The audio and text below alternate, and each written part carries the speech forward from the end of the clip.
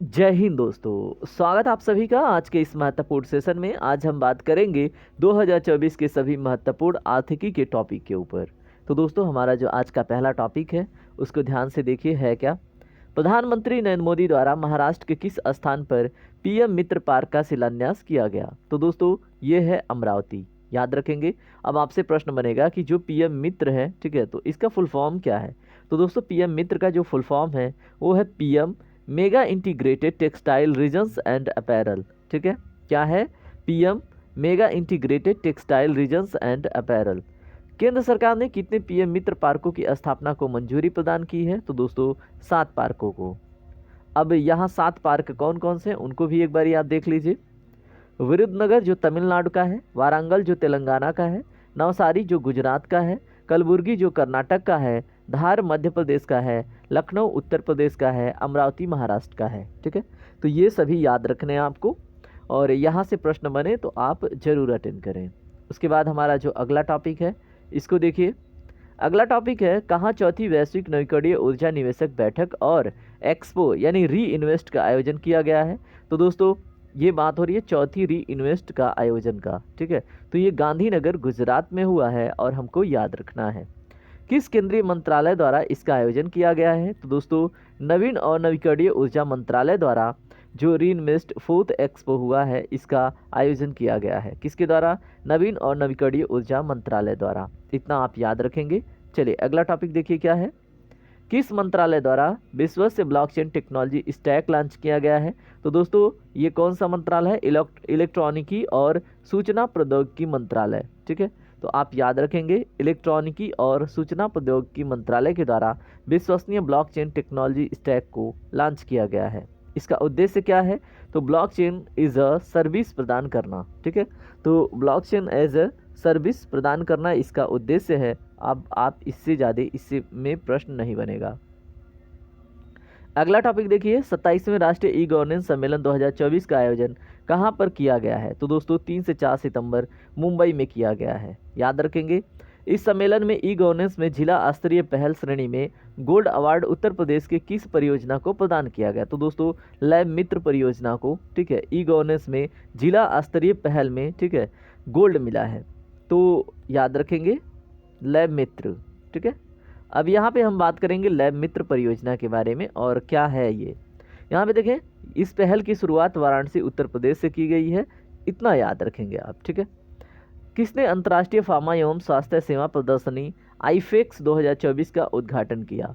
तो दोस्तों, जितिन प्रसाद, जो कि एक केंद्रीय मंत्री हैं, आपको याद रखना है। ठीक है, क्या इन्होंने किया है? अंतर्राष्ट्रीय फार्मा एवं स्वास्थ्य सेवा प्रदर्शनी, जिसको हम आईफेक्स कहते हैं। तो आपसे प्रश्न बनेगा, आईफेक्स 2024 का उद्घाटन किसने किया? ठीक है, तो आपने याद रखना है जितिन प्रसाद, जो कि एक केंद्रीय मंत्री हैं। चलिए इसमें हम अगला टॉपिक देखते हैं। नाइट फ्रैंक द्वारा प्रकाशित prime global cities index 2024 Q2 में प्रथम स्थान पर कौन है? तो दोस्तों, नाइट फ्रैंक द्वारा प्रकाशित प्राइम ग्लोबल सिटीज इंडेक्स 2024 में मनीला फिलीपींस इसका स्थान प्रथम पे है। ठीक है, किसमें? नाइट फ्रैंक द्वारा प्रकाशित प्राइम ग्लोबल सिटीज इंडेक्स में। ठीक है, मनीला फिलीपींस 26% वार्षिक वृद्धि की दर से। तो याद रखेंगे, नाइट फ्रैंक द्वारा प्रकाशित है प्राइम ग्लोबल सिटीज इंडेक्स में। ठीक है, इसकी रैंकिंग कितनी है? फर्स्ट है। ठीक है, किसमें बताएं? प्राइम ग्लोबल सिटीज इंडेक्स में। और प्रकाशित कौन करता है? Knight Frank. चलिए बात करते हैं अगले टॉपिक पे। अच्छा, इसी के बारे में जान लीजिए। Prime global cities index 2024 Q2 में द्वितीय स्थान पर कौन सा शहर है? तो दोस्तों, ये अपना मुंबई है। ठीक है, याद रखेंगे। सांख्यिकी और कार्यक्रम कार्यान्वयन मंत्रालय ने किस शीर्षक वाली अपनी पुस्तक जारी की है? तो दोस्तों, statistics and programme implementation ministry ने भारत में महिलाएं और पुरुष 2023 एक टाइटल है। ठीक है, ये पुस्तक का टाइटल है भारत में महिलाएं और पुरुष 2023। ठीक है, तो इस टाइटल का सांख्यिकी और कार्यान्वयन मंत्रालय ने एक पुस्तक जारी करी है। ठीक है, अब आपसे प्रश्न बनेगा, इस पुस्तक का ये कौन सा संस्करण था? तो दोस्तों, याद रखेंगे, ये इसका 25वां संस्करण था। इसमें विषय वस्तु क्या था? तो दोस्तों, भारत में वर्ष 2026 कितना 2036 तक। ठीक है, लिंगानुपात क्या है? प्रति 1000 पुरुषों पर जो महिलाओं की संख्या है वो 952 हो जाएगी। ठीक है, तो आपको याद रखना है। चलिए बात करते हैं अन्य टॉपिकों पे। इसी कड़ी में जो अगला टॉपिक है उसे देखिए, वर्ष 2036 तक भारत की जनसंख्या कितनी होने की उम्मीद है। तो दोस्तों 152.2 करोड़, कितना 152.2 करोड़ होने की उम्मीद है। किस देश की मेजबानी में प्रथम बिम्स्टेक व्यापार शिखर सम्मेलन का आयोजन किया गया है। तो दोस्तों किस देश की मेजबानी में, तो ये भारत की मेजबानी में, यानी कि जो बिम्स्टेक व्यापार शिखर सम्मेलन का आयोजन हुआ 6 से 8 अगस्त, इसका मेजबानी किसने किया है, भारत ने। ठीक है, वर्ष 2024 की फॉर्च्यून ग्लोबल 500 जो लिस्ट है इसमें शीर्ष रैंक प्राप्त करने वाली कंपनी कौन बनी है। तो दोस्तों वॉलमार्ट। ठीक है, याद रखेंगे ये प्रश्न आपसे पूछा जाएगा कि फॉर्च्यून ग्लोबल 500 की लिस्ट में शीर्ष स्थान पर कौन सी कंपनी रही है, तो वॉलमार्ट रही है। चलिए अगला टॉपिक देखते हैं क्या है। वर्ष 2024 की फॉर्च्यून ग्लोबल 500 लिस्ट में कितनी भारतीय कंपनियों को शामिल किया गया है। तो दोस्तों 9 भारतीय कंपनियों को 2024 की फॉर्च्यून ग्लोबल 500 लिस्ट में शामिल किया गया है।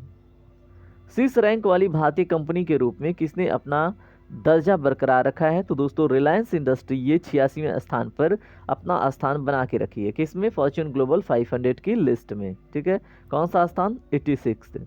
कौन सा राज्य किसानों से सभी फसलें न्यूनतम समर्थन मूल्य पर खरीदने वाला देश का पहला राज्य बनेगा।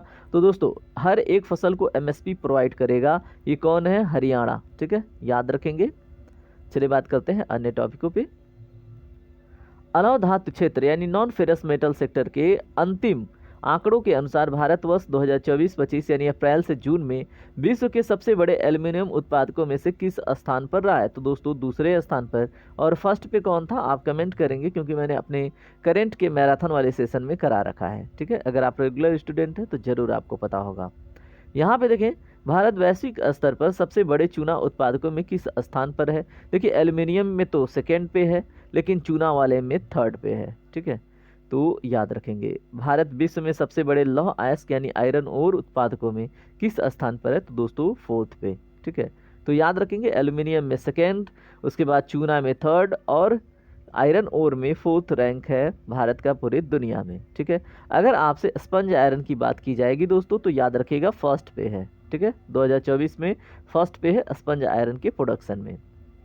अब हम बात करेंगे दूसरे टॉपिक पे। हमारा दूसरा टॉपिक क्या है, WTO की वैश्विक व्यापार सांख्यिकी यानी कि वर्ल्ड ट्रेड ऑर्गेनाइजेशन की जो स्टैटिक्स रिपोर्ट है, जो 2023 की रिपोर्ट है। ठीक है, वर्ल्ड ट्रेड ऑर्गेनाइजेशन की जो स्टैटिक्स रिपोर्ट 2023 की है, उसके अनुसार भारतवर्ष 2023 में वैश्विक कृषि उत्पाद निर्यात में कौन से स्थान पर रहा है। तो दोस्तों 8वें स्थान पर। किस स्थान पे, 8वें स्थान पर। याद रखें किसमें, कृषि उत्पाद निर्यात यानी बेचने के मामले में, एक्सपोर्ट करने के मामले में 8वें स्थान पर रहा है। कौन सा राज्य 75 जनपदों में डिजिटल क्रॉप सर्वे के माध्यम से फसल उत्पादन का आकलन करने वाला देश का पहला राज्य बना है। तो दोस्तों उत्तर प्रदेश। ठीक है, कितने राज्यों में कितने जनपदों में, इसी से पता चल जाएगा 75 जनपद किसके पास हैं, तो उत्तर प्रदेश के पास। ठीक है, तो कुछ क्वेश्चन ऐसे भी आते हैं जो आपकी बेसिक समझ से भी हो जाते हैं। किस राज्य सरकार ने भारत का पहला चावल एटीएम लॉन्च किया है। तो दोस्तों ये है उड़ीसा। और इस चावल एटीएम की कैपेसिटी पूछ ले तो दोस्तों 5 मिनट में ये 50 किलोग्राम तक चावल निकाल देगा। ठीक है, और ये 24 घंटे संचालित किया जाएगा। और इसका नाम क्या है, अगर इस एटीएम का नाम पूछे तो अन्नपूर्ति अनाज एटीएम, जो उड़ीसा से संबंध रखता है। 5 मिनट में 50 किग्रा निकालने की कैपेसिटी है, 24 घंटा ये संचालित रहेगा। बहुत ही अच्छी पहल है दोस्तों ये। चलिए बात करते हैं अगले टॉपिक पे। ऐसा मैंने क्यों कहा कि दोस्तों कभी कभी ऐसा हुआ है, मैं प्रयागराज में जब था तो कभी कभी ऐसा भी होता था कि कभी राशन ख़त्म हो गया तो साइड से तो हम लोग ले लेते थे। मान लीजिए कभी कोई बच्चा न ले, ठीक है, तो उसके लिए एक बहुत बेस्ट ऑप्शन, अगर अपने उत्तर प्रदेश में भी ऐसा हो जाए तो, है ना, जाइए पैसे दीजिए चावल निकालिए। जैसे होता है ना, कभी लेट नाइट ट्रेन से छूट गए, बस छूट गया, आप आए, होटल भी बंद है, दोस्त, रूम पार्टनर, आसपास सब लोग सोए हुए हैं, आपको भूख लगी है ना, तो ऐसे सिचुएशन में ये बड़ा मददगार होता है। किस पत्तन पर भारत की पहली एकीकृत कृषि निर्यात सुविधा यानी इंटीग्रेटेड एग्री एक्सपोर्ट फैसिलिटी स्थापित की जाएगी। तो दोस्तों ये जवाहरलाल नेहरू पत्तन मुंबई में। ठीक है, तो याद रखेंगे भारत की पहली एकीकृत कृषि निर्यात सुविधा, ठीक है, इंटीग्रेटेड एग्री एक्सपोर्ट फैसिलिटी अब जवाहरलाल नेहरू पत्तन मुंबई पर भी आपको मिलेगी। जुलाई 2024 की न्यूज़ है। उत्तर प्रदेश को $1 ट्रिलियन की अर्थव्यवस्था के रूप में रूपांतरित करने के उद्देश्य से किस विधेयक के मसौदे को मंजूरी प्रदान की गई है। तो दोस्तों उत्तर प्रदेश नोडल विनिधान रीजन विनिर्माण क्षेत्र विधेयक 2024 को। ठीक है, याद रखेंगे क्या नाम है इसका, उत्तर प्रदेश नोडल विनिधान रीजन विनिर्माण या निर्माण क्षेत्र विधेयक 2024। याद रखिएगा। इस कानून को लागू करने वाला उत्तर प्रदेश देश का कौन सा राज्य बनेगा, तो दोस्तों फोर्थ। कौन सा राज्य बनेगा, फोर्थ राज्य बनेगा। ठीक है, तो याद रखेंगे उत्तर प्रदेश नोडल विनिधान रीजन विनिर्माण क्षेत्र विधेयक 2024 पारित करने वाला या 1 करोड़ का, ठीक है, अनुमान लगाने वाला, तो सॉरी 1 ट्रिलियन का, मैंने 1 करोड़ बोला, 1 ट्रिलियन। ठीक है, तो 1 ट्रिलियन बजट का अनुमान लगाने वाला या फिर अपना जीडीपी तैयार करने वाला ये चौथा राज्य बनने वाला है। गुजरात इसमें पहले से, कर्नाटक और राजस्थान, ठीक है, इनके बाद चौथा राज्य है। मैं फिर से रिपीट कर दूं, 1 ट्रिलियन डॉलर की अर्थव्यवस्था, सॉरी यहाँ पे मिस्टेक हो जाती है ना, 1 ट्रिलियन डॉलर की अर्थव्यवस्था के रूप में रूपांतरित करने के उद्देश्य से, ठीक है, तो ये विधेयक पारित हुआ है, उत्तर प्रदेश नोडल विनिधान रीजन विनिर्माण या क्षेत्र विधेयक 2024। ठीक है, और ये चौथा राज्य है इस प्रकार का। इसके पहले गुजरात, कर्नाटक, राजस्थान ला चुके हैं इस प्रकार का विधेयक। उत्तर प्रदेश निर्माण क्षेत्र बोर्ड का अध्यक्ष कौन है, तो दोस्तों निर्माण क्षेत्र बोर्ड का अध्यक्ष मुख्यमंत्री होते हैं। और मुख्यमंत्री कौन है, तो दोस्तों योगी जी। ठीक है, याद रखेंगे कौन, योगी जी। भारतीय रिजर्व बैंक ने किसमें शामिल होने के लिए 4 आसियान देशों के केंद्रीय बैंकों के साथ समझौते पर हस्ताक्षर किया है, तो दोस्तों प्रोजेक्ट नेक्सस में सम्मिलित होने के लिए भारतीय रिजर्व बैंक ने यानी कि आरबीआई ने क्या किया है, 4 आसियान देशों के केंद्रीय बैंकों के साथ समझौते पर हस्ताक्षर किया है। अब प्रोजेक्ट नेक्सस के बारे में बात करेंगे। चलिए हम बात करते हैं प्रोजेक्ट नेक्सस के ऊपर। एक बहुपक्षीय अंतर्राष्ट्रीय पहल है ये, याद रखेंगे। प्रोजेक्ट नेक्सस की शुरुआत किसके द्वारा की गई, तो दोस्तों बैंक फॉर इंटरनेशनल सेटलमेंट्स के इनोवेशन हब के द्वारा, यानी BIS के हब के द्वारा प्रोजेक्ट नेक्सस की शुरुआत की गई है। ठीक है, प्रोजेक्ट नेक्सस के संस्थापक सदस्य देश कौन है, तो दोस्तों भारत है, मलेशिया है, फिलीपींस है, सिंगापुर है और थाईलैंड है। याद रखेंगे कौन कौन है दोस्तों, यहाँ पे एक बार फिर ध्यान दें, भारत है, मलेशिया है, फिलीपींस है, सिंगापुर है और थाईलैंड है। ठीक है, तो प्रोजेक्ट नेक्सस के संस्थापक सदस्य देश भारत भी है अपना, ये आपको याद रखना है। इसके अलावा मलेशिया, फिलीपींस, सिंगापुर और थाईलैंड, मैंने कई बार रिपीट कर दिया है, अब आप नहीं भूलेंगे। यहाँ पे देखें प्रोजेक्ट नेक्सस का उद्देश्य क्या है, दोस्तों तत्काल सीमा पर खुदरा भुगतान को सक्षम बनाना। प्रोजेक्ट नेक्सस का उद्देश्य क्या है, तत्काल सीमा पार खुदरा भुगतान को सक्षम बनाना। ठीक है, स्काई ट्रैक्स के विश्व एयरलाइंस पुरस्कार 2024 में किस भारतीय एयरलाइन को दक्षिण एशिया के सर्वश्रेष्ठ एयरलाइंस के रूप में सम्मानित किया गया, तो दोस्तों इसका नाम है विस्तारा। याद रखेंगे आप। चलिए इसी में हम आगे बात करें, किस बैंक को सेंट्रल बैंकिंग लंदन द्वारा risk manager of the year award 2024 से सम्मानित किया गया है, तो दोस्तों भारतीय रिजर्व बैंक को 2024 में risk manager of the year award 2024 से सम्मानित किया गया है, दैट इज आरबीआई। तो याद रखिएगा। वर्ष 2023-24 के दौरान भारत में सबसे अधिक पवन ऊर्जा क्षमता वृद्धि हासिल करने वाले 3 राज्य कौन कौन हैं, तो दोस्तों पवन ऊर्जा क्षमता वृद्धि हासिल करने वाले पहले पे टॉप पे है गुजरात, दूसरे पे है कर्नाटक, तीसरे पे है तमिलनाडु। यानी कि तीनों दक्षिणी, मतलब एक तरह से देखें एक वेस्टर्न है, दो एक साउथ वेस्टर्न और एक साउथ ईस्टर्न है ना। तो इसको आप एक बार यहाँ से मैप में कर लीजिए और याद रहेगा, ये हो गया गुजरात। उसके बाद आप ये वाला पोर्शन छोड़ दीजिए, अब आ जाइए यहाँ पे। ठीक है, तो ये हो गया कर्नाटक, अब नीचे केरल छोड़ दीजिए और ये हो गया आपका तमिलनाडु। ठीक है, तो गुजरात, कर्नाटक और तमिलनाडु। ठीक है, अब यहाँ पे क्या होगा, यहाँ पे सबसे अधिक पवन ऊर्जा क्षमता वृद्धि हासिल करने वाले ये तीनों राज्य बने हैं। ठीक है, तो याद रखेंगे गुजरात, कर्नाटक और तमिलनाडु।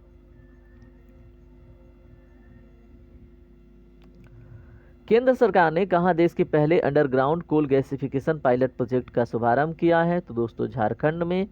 किसका दोस्तों, केंद्र सरकार का पहल है और पहले underground coal gasification pilot project का शुभारंभ कहाँ पे, झारखंड में।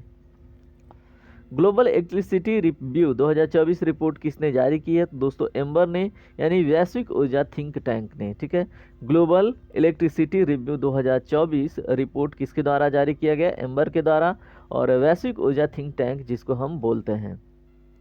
चलिए बात करते हैं इसी में अगला point. Global electricity review 2024 report के अनुसार विश्व में वर्ष 2023 में सौर ऊर्जा उत्पादक शीर्ष देश कौन से हैं? तो दोस्तों ग्लोबल इलेक्ट्रिसिटी रिव्यू रिपोर्ट 2024 का, इसमें चीन टॉप पे है, संयुक्त राज्य अमेरिका सेकंड पे है और भारत थर्ड पे है। किसमें दोस्तों? सौर ऊर्जा उत्पादक शीर्ष देश किसका रिपोर्ट है? ग्लोबल इलेक्ट्रिसिटी रिव्यू 2024 का रिपोर्ट। चीन टॉप पे है, सेकंड पे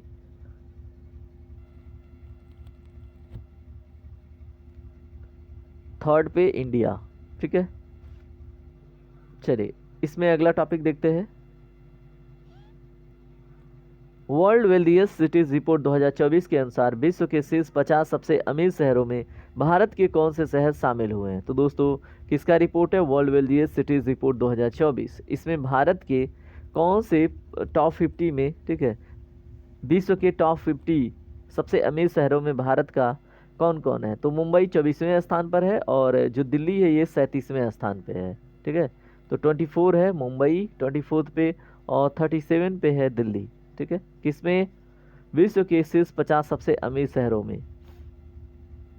चलिए इसमें अगला पॉइंट क्या है?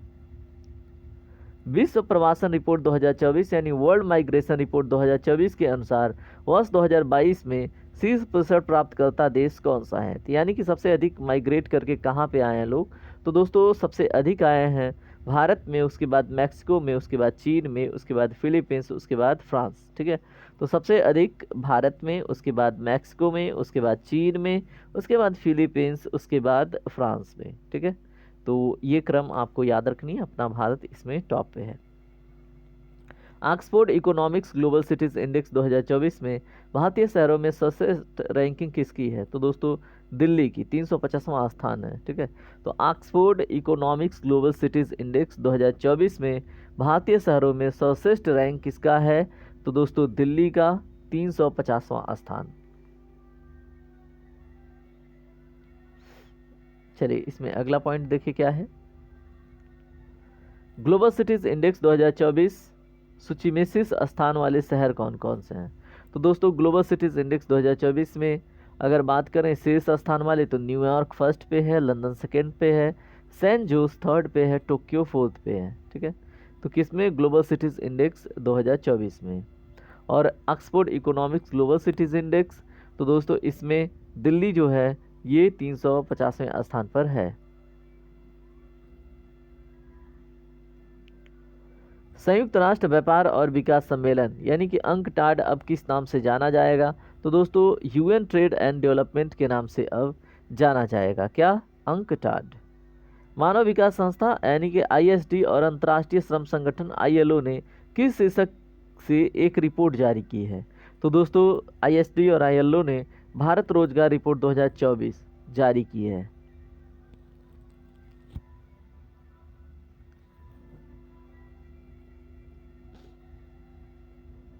चलिए बात करते हैं अन्य टॉपिकों के ऊपर।